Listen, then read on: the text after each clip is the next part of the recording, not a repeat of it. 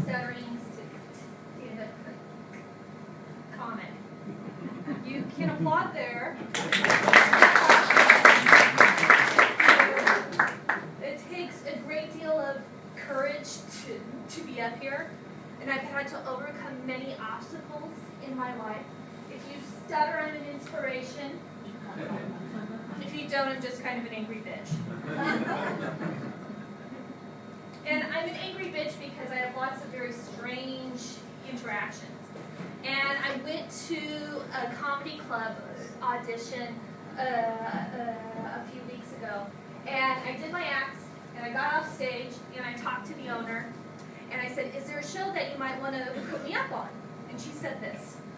You know what, you just keep on going up on that stage, and you keep on going to all those open mics, and I'm sure one day you'll have enough self-esteem that you'll stop stuttering. She didn't stutter when she said that.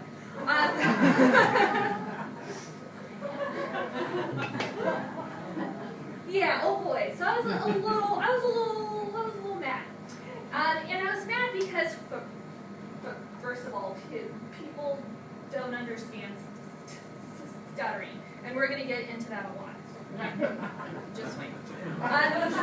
And the other thing is that if you stutter and you get up in front of people and talk, then maybe self-esteem isn't your issue. Right?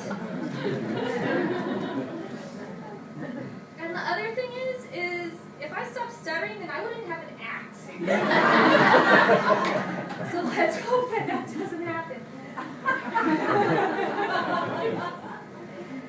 I'm in a very fortunate position that I get to tell my story. And most people that have disabilities don't. And I'm able to share it because I have these kinds of opportunities, but also because I'm able to get up on the stage and tell my stories. And I wanted to talk about both of those things. Oftentimes, people who stutter, our stories have been misappropriated by others. So when we are in films, when we are on TV, there are movies like One Flew Over the Cuckoo's Nest, and My Cousin Vinny, and A Fish Called Wanda, where we are represented as laughingstocks and incompetent, or we kill ourselves in the end. Which, growing up, not the most empowering roles that I want to see. And it wasn't until I was around 16 and I was watching the Howard Stern show did I see the first person I could relate to. And that was Stuttering John, who was an intern, then he went on to be the announcer on the Tonight Show.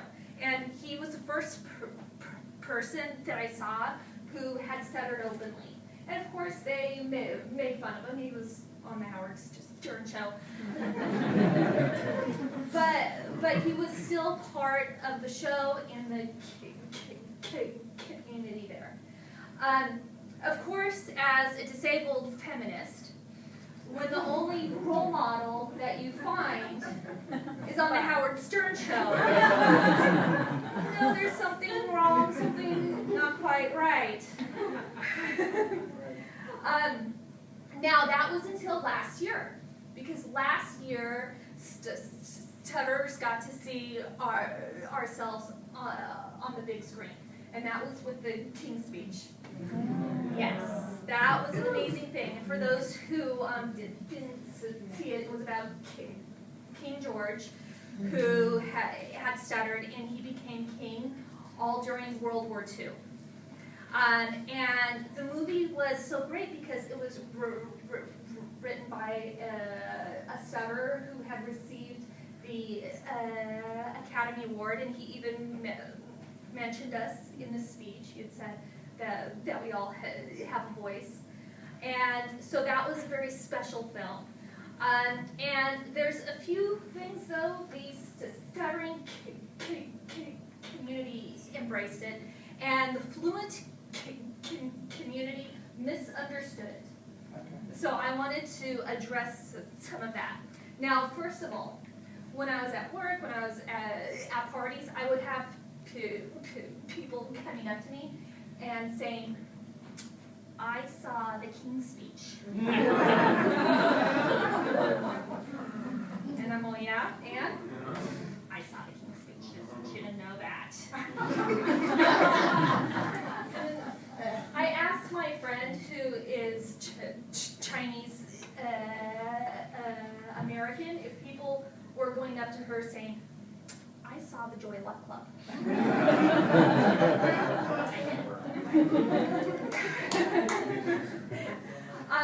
So it was very awkward. But then I had other people who would come up to me and say, why can't you stop stuttering like the guy in the King's Speech? I was like, I just want to clear one thing up. At the very end of the film, King George does his big speech, and a lot of people thought he was fluent, and he stopped stuttering after that point, and I just want to make one thing very clear now. He didn't stop stuttering. He wasn't cured. He said one speech kind of fluently, and even he said that he had stuttered and wanted people to know who was speaking. So he wasn't cured. Now the other part that fluent people misunderstood to a certain extent was I ran into a lot of counselors and teachers, and there's even an article written by a psychologist on the Huffington Post that had cited the King's Speech as evidence that trauma caused stuttering. Okay? Yeah, so if that was the case, like, there'd be so many more stutterers. If self-esteem and trauma caused it, there'd be a lot more. And so this is like some kind of professional citing the King's Speech as a reference to trauma causing stuttering is like a marine biologist citing Jaws. Okay? It's like a paleontologist citing Jurassic Park. So that's a very important point. And also, the King's Speech, or the theories that that the man who had treated King George followed, those were very cutting edge in 1939. Not now. We know a little bit more about the brain now. But at that time, what they thought, and these were the psychoanalytics, they thought that we had anal retentive and anal sadistic personality. Okay, and so what that meant, let me translate that. Although I'm sure you kind of get the idea. Anal sadistic, or I'm sorry, anal retentive, in that our words are like our poop. And that we are holding it in. So we have the equivalent to verbal constipation.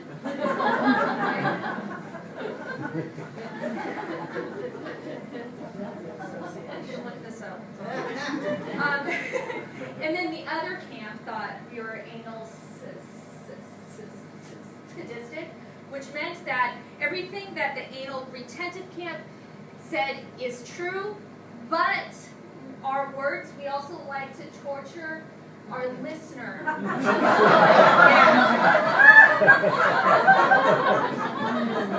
So metaphorically, my stand-up comedy would be me throwing shit at the audience.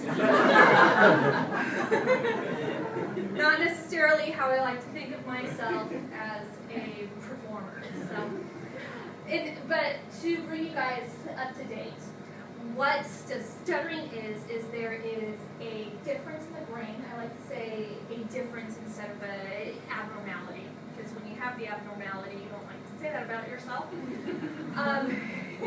And the difference is right here in the left side. And it's right next door to Broca's area. So if you took Psych 1 a long time ago, you would know that that is the expressive part of your brain, where you speak. So the mechanics of speech live right next door, and so we have a difference there. Now that's on the left side. When we use the right side of our brain, then we don't stutter as much, or at all. So that's why people like Mel Tillis don't stutter when they sing, and that's why when we use an accent or we use some kind of weird voice, we don't stutter. And did you guys know that Marilyn Monroe stuttered? She did. That's why she talks like this. Because when you talk like this, you use the right side of your brain to talk, so you don't stutter anymore. Right? It's really amazing. I was once on a date and I was trying to explain this to the guy, and he said, "Well, that's very sexy."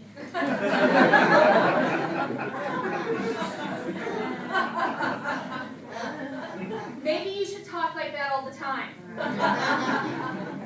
And I said, "No, that's okay. I'd rather stutter."